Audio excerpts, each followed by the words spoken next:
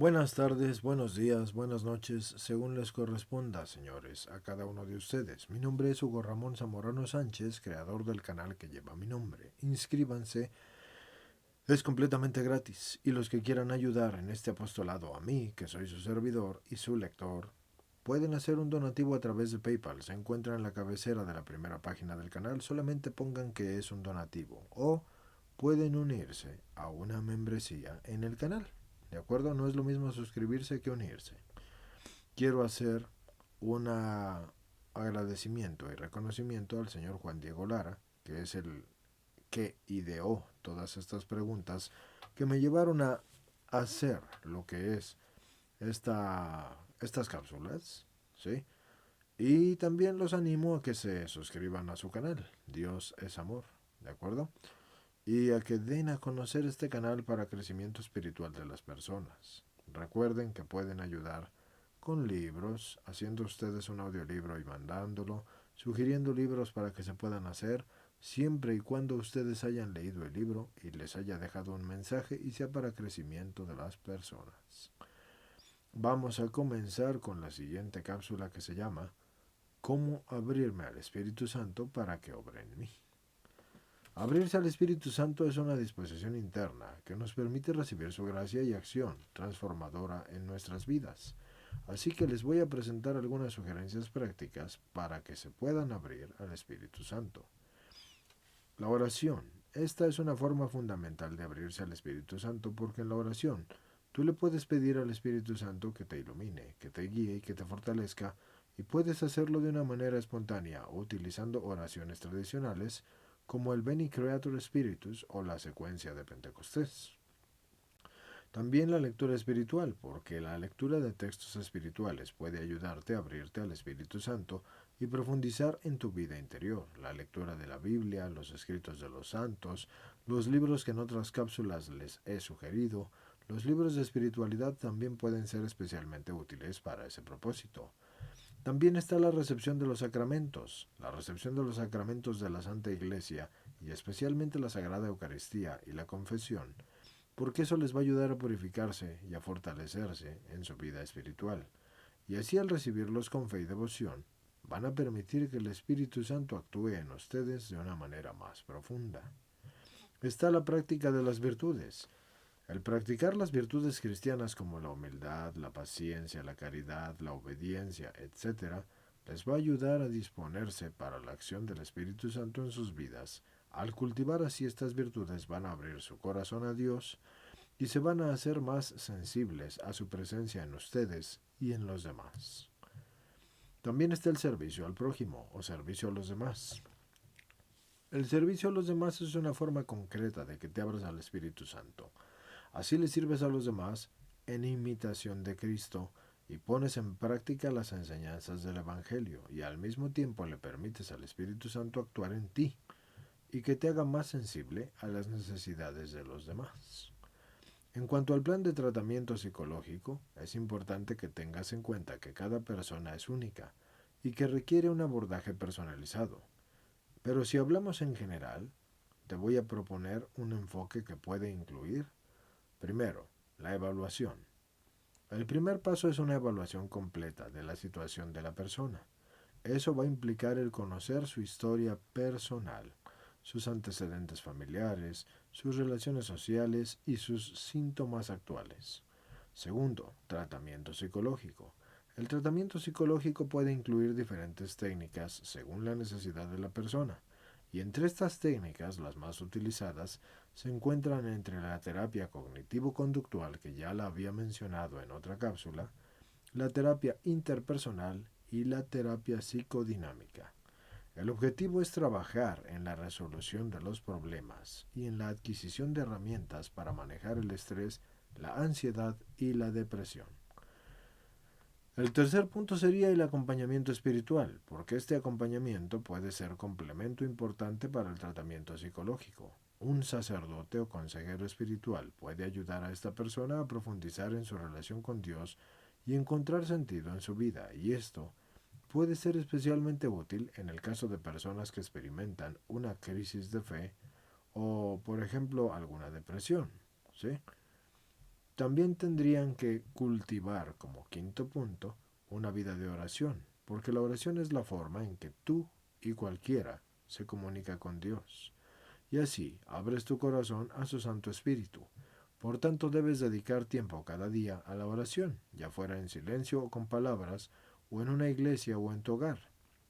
Debes pedir al Espíritu Santo que te guíe en la oración y que te ayude a estar abierto a su presencia y a su acción en tu vida. El sexto punto sería la práctica de la humildad, porque tienes que reconocer que tú no puedes hacerlo todo por ti mismo y que necesitas la ayuda de Dios y de tu prójimo. También reconoce tus propias limitaciones y tus errores y pídele al Espíritu Santo que te dé la fuerza y el coraje para enfrentarlos y superarlos. Sé humilde y estate dispuesto siempre a recibir la gracia de Dios. El séptimo punto sería que buscaras una comunidad, así que encuentra un grupo de personas que compartan tu fe y que puedan ayudarte en tu camino espiritual. Únete a una parroquia, a un grupo de oración, haz un retiro espiritual o busca la ayuda de un director espiritual o consejero cristiano, pero no un imbécil, alguien preparado. La comunidad puede brindarte apoyo y puede brindarte aliento en el momento que tienes desánimo o dificultad. Tienes que recordar que abrirte al Espíritu Santo es un proceso que requiere tiempo, paciencia y perseverancia. No tienes que desanimarte si no sientes su presencia de inmediato o si encuentras obstáculos en el camino. Continúa orando, estudiando las Escrituras, recibiendo los sacramentos y cultivando una vida de virtud. Con el tiempo, el Espíritu Santo te irá transformando en una persona cada vez más santa y llena y plena de amor. La bibliografía que les puedo recomendar aquí sería el Catecismo de la Iglesia Católica, luego el Espíritu Santo, que lo escribió Rainiero Cantalamessa, o Ven Espíritu Santo de Robert J. Spitzer, o El Don del Espíritu Santo de Juan Pablo II, o El Fuego del Espíritu Santo de Anthony Lyles. Ahora, pasando al siguiente punto dentro de este punto, les hablaré de los carismas. Estos son dones especiales que el Espíritu Santo le da a los cristianos, también a los paganos, pero más a los cristianos. Y cuando digo cristianos me refiero a todo aquel que sigue a Cristo. Yo no estoy hablando de sectas. La religión verdadera y universal instituida por Cristo Jesús en su doctrina es la católica, sea ortodoxa o sea romana. Pero Dios no tiene división de religión. ¿Ok? Dios es para todos, tanto para el que quiere banquete como para el que quiere migaja. ¿Ok? Ahora, como les decía, los carismas son dones especiales que el Espíritu Santo le da a todo cristiano para la edificación de la iglesia y para la evangelización del mundo. Los carismas se mencionan en el Nuevo Testamento en varios pasajes, como la primera carta de Corintios, en el versículo 12, o Romanos número 12, o Efesios número 4.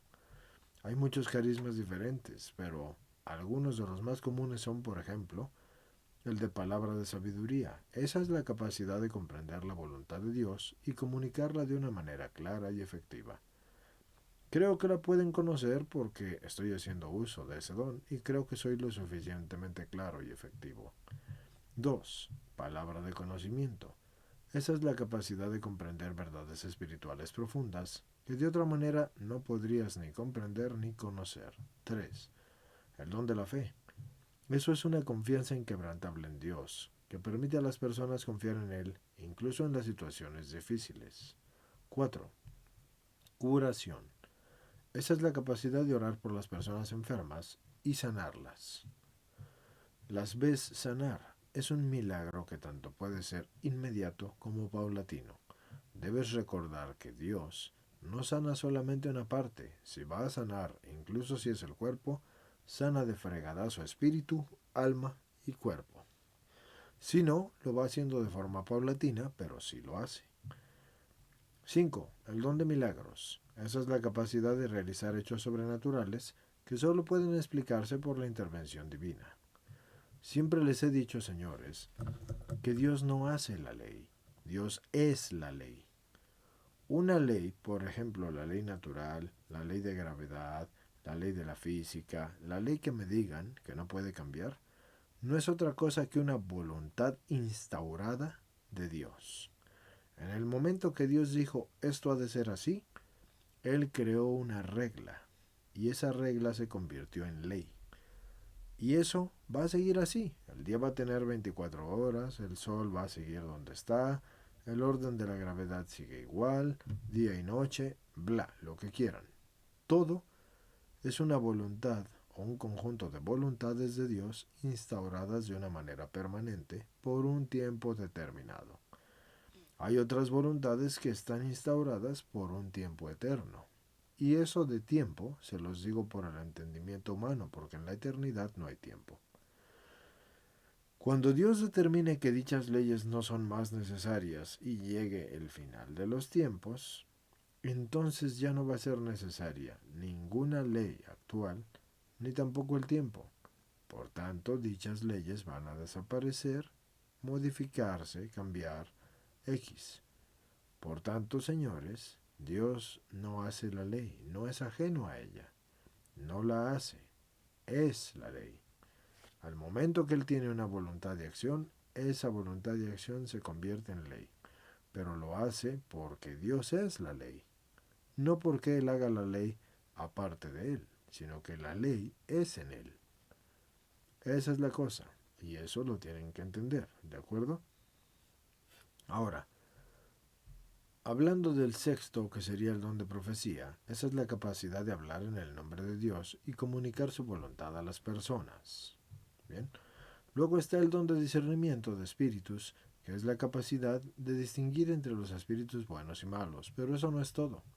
Esta capacidad les concede saber cuál es la jerarquía del espíritu, quién les está hablando, un ángel, un enviado, Dios nuestro Señor, X. Lo pueden saber. Eso es el discernimiento de espíritus. Es importante que tengan en cuenta que los carismas no son necesarios para la salvación, pero estos son dones dados por Dios para la edificación de la iglesia y el bien de los demás. Yo siempre les he dicho que un don es un privilegio de servicio, no un regalo. El Rey de Reyes te está dando un privilegio para servirlo y tienes que reconocerlo y hacerlo, y bien hecho. No todos los cristianos tienen los mismos carismas, y los carismas pueden cambiar con el tiempo y según las circunstancias. Un carisma, para los que no sepan, es un don, pero se convierte en carisma cuando tú ese don lo pones al servicio de tu prójimo. Si no lo pones al servicio de tu prójimo, no es un carisma, es un don. Así que no te conviertas en ese cuate que guardó su moneda en la tierra para devolvérsela al dueño, porque ese no dio fruto. Tuvo siempre un don, pero nunca lo hizo carisma. El que tenía 2 talentos y los hizo 4, los convirtió en carismas. Lo mismo el que tenía 5 y los hizo 10. Los convirtió en carismas.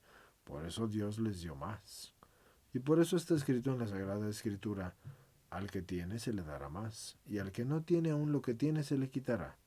No tiene que ver con ricos, no tiene que ver con que sea mala la riqueza, ni con que Dios sea cruel y vaya a castigar al pobre. Tiene que ver con tu disposición de entrega y servicio. Si tú eres una persona que sirve verdaderamente de corazón y se entrega a Dios de corazón, tendrás multiplicados tus dones espirituales, sociales, sentimentales, mentales y físicos. Pero si eres un envidioso que se guarda todo para sí, perderás incluso lo que tienes. También es importante que recuerdes que los carismas tienes que usarlos de acuerdo con la voluntad de Dios y para su gloria, porque no es para tu satisfacción personal, ni para la búsqueda de poder, ni para la búsqueda de estrato social. La práctica de los carismas también tiene que estar en consonancia con la enseñanza y la autoridad del magisterio de la Iglesia. Aquí la bibliografía que les sugiero es el Catecismo de la Iglesia Católica, en especial los números 798 a 801, o el libro que se llama The Fulfillment of All Desire, a Guidebook for the Journey to God, based on the wisdom of the saints. Emmaus Road Publishing, 2006, esa es la editorial. Y el libro lo escribió Ralph Martin. Ahora, está otro que se llama, el libro es The Person and Work of the Holy Spirit. Este es de San Pablo, lo hace Alba House, la edición de 1993, y lo escribió Francis Martin y William P. Roberts. Y luego hay otro que escribió David M. McCarthy, que se llama Los carismas y los carismáticos, la renovación, solo que está en inglés. Charisms and Charismatic Renewal, a Biblical and Theological Study and Liturgical Press, 2002. Como han escuchado, lo hace la Liturgical Press. Los carismas son dones que el Espíritu Santo concede a los cristianos para que éstos los utilicen en la edificación de la Iglesia y en la evangelización del mundo. Son una parte importante de la vida de la Iglesia porque ayudan a los cristianos a experimentar el poder de Dios y a hacer crecer la fe de los demás. Eso hace un carisma. Hay una gran variedad de carismas. Algunos de los más comunes incluyen el don de la sabiduría. Este es el don de ver las cosas desde la perspectiva de Dios y entender su voluntad. El don de la profecía, que es el don de anunciar la palabra de Dios y hablar en su nombre. El don de sanación, que es el don de curar las enfermedades físicas y emocionales. El don de lenguas, que es el don de hablar en idiomas desconocidos para el hablante. Pero esto es un poco más complejo, señores, porque el don de lenguas es el don de que el Espíritu Santo hable en lenguas desconocidas para el hablante, pero si a este don se le une el don de la interpretación de lenguas, dichas lenguas ya no serán desconocidas para el hablante siempre que Dios tenga dispuesto que deba entenderlas. Eso es importante que ustedes lo tengan en cuenta, ¿de acuerdo?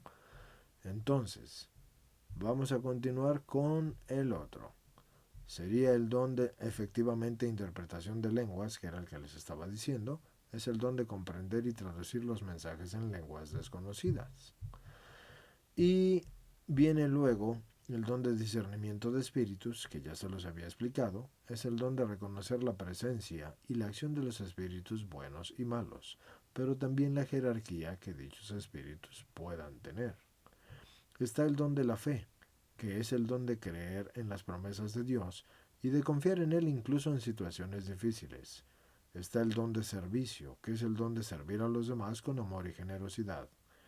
El don de la evangelización, este es el don de compartir la fe con los demás de una manera efectiva, que también lo están viendo aquí. Aunque estén viendo el fondo negro, no importa, porque de todas maneras lo que importa es lo que escuchan, ¿de acuerdo? Tienen que recordar que los carismas no son algo que se pueda obtener por tus propios medios, ni esfuerzos o méritos. Estos son un don gratuito de Dios. Tienes que pedirle al Espíritu Santo que te guíe y que te conceda los carismas que necesitas para cumplir su santa voluntad. En la Iglesia Católica se encuentra la información más detallada sobre los carismas en el Catecismo de la Iglesia Católica en los números 799 a 801. Además, hay muchísimos libros y recursos disponibles que te pueden ayudar como cristiano o como no cristiano, pero que quieras conocer, a comprender y cultivar los carismas en tu vida. Algunos de los libros recomendables son, por ejemplo, Los Carismas, una guía práctica de Ruth Burrows. Carismas, su función en la vida de la Iglesia, de Ives Congar. Y El Espíritu Santo y los Carismas, de Kevin Perrotat. El papel del Espíritu Santo en esto es esencial en la vida cristiana porque Él es el que nos guía y nos da la fuerza necesaria para llevar a cabo la voluntad de Dios. La acción del Espíritu Santo es múltiple, pero podemos destacar algunos aspectos principales. 1. La guía. El Espíritu Santo es quien guía a los cristianos en su camino de fe, porque Él nos muestra el camino que debemos seguir y nos ayuda a discernir la voluntad de Dios en nuestras vidas. 2. Ilumina, porque el Espíritu Santo es el que te da la luz que es necesaria para que tú comprendas las verdades de la fe. Él nos ayuda a entender las Escrituras y comprender los misterios de la fe. 3. Santifica, porque el Espíritu Santo es el que te santifica. es decir, que te hace cada vez más parecido a Jesús. Él nos ayuda a vencer el pecado y a crecer en virtud. 4. Fortalece. El Espíritu Santo es quien nos da la fuerza necesaria para llevar a cabo la misión que Dios nos ha encomendado. Él nos fortalece en un momento de debilidad y nos da el valor para que demos testimonio de la fe. Unión. El Espíritu Santo es quien nos une como una comunidad de creyentes. Él es quien nos da la capacidad de amar y de estar en comunión con los demás. En cuanto a cómo actúa el Espíritu Santo, nosotros podemos decir que Él actúa de manera personal y comunitaria. Personalmente, el Espíritu Santo habita en cada uno de nosotros y nos guía en nuestro camino de fe comunitariamente. El Espíritu Santo actúa en la Iglesia y en la vida de los creyentes como un todo, dando la vida y renovando constantemente la Iglesia. Es importante destacar que la acción del Espíritu Santo no se limita a los carismas, sino que va mucho más allá. Los carismas son dones especiales que el Espíritu Santo le da a algunos cristianos para el bien común de la Iglesia, pero no son la única forma en que el Espíritu Santo actúa en la vida de los creyentes. En resumen, el papel del Espíritu Santo es esencial en la vida cristiana, y su acción es múltiple y variada. Es importante abrirnos a Él y permitir que obre en nuestra vida, guiándonos, iluminándonos, santificándonos, fortaleciéndonos y uniendo a todos los creyentes como una comunidad de fe. El Espíritu Santo actúa en la vida de los creyentes de muchas maneras, siendo algunas de las siguientes: un guía, porque el Espíritu Santo es el que te guía a los creyentes en la verdad, y eso lo dice Juan 16, versículo 13, y en el camino que deben seguir en sus vidas. Es consolador porque el Espíritu Santo consuela y conforta a los creyentes en momentos de dolor y aflicción. Juan 14, versículo 26. Él lleva la transformación porque Él obra en la vida de los creyentes para transformarlos y hacerlos más como Cristo. Segunda de Corintios, versículos 3 al 18. La capacitación, porque el Espíritu Santo te capacita como creyente para que sirvas en el ministerio de Dios y cumplas su voluntad.